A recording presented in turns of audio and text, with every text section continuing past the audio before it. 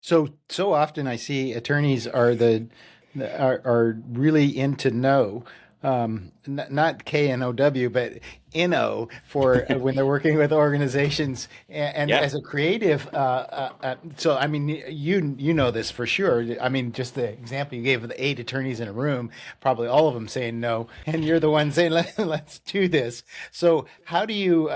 I'm sure it's a little bit different in the entertainment industry, and you probably have to be a different kind of lawyer. Can you maybe talk about that? Yes, yeah. So I think there's a trend now of people talking about being the lawyer of yes. And I think people are leaning into that a little bit more and they're trying to be more collaborative. I think that the traditional entertainment business obviously has their traditions and their ways.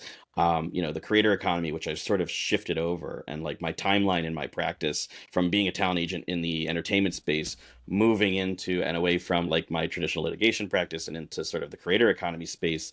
Um, there has to obviously be an honest assessment of risk. So I think I'm not Hmm. necessarily a yes or no lawyer, but I try to be a real lawyer. I try to give them the reality and I say, here's what the risks are. And if you're going to roll the dice, I'm with you. I'll be on the other side of this. I'm going to be, I'm going to take you through this whole step of the way. So I'm not saying no. And it's really not my position to say no. It's really the client's choice. But the trick is to give the client as much reality as possible so that they're making the best informed choice. And I go, I'm like, I'm with you. I'm going to stick by you. I wouldn't necessarily like this, but that's not my choice.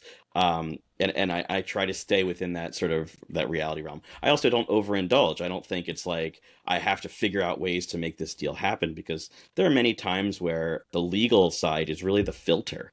I Hmm. also often say that the business side is the gas and the legal is the brakes a little bit, kind of in that traditional sort of no mentality.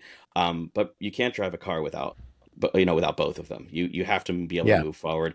And sometimes I'm a filter where a brand will come in and I'll review everything and I'll say, look, there are so many red flags here. Like this is really bad. And the business side, if they can see that and they can acknowledge it, then they will turn around and say, you know what, you're absolutely right. We will drop this because this is not going to get better. This is only going to get worse.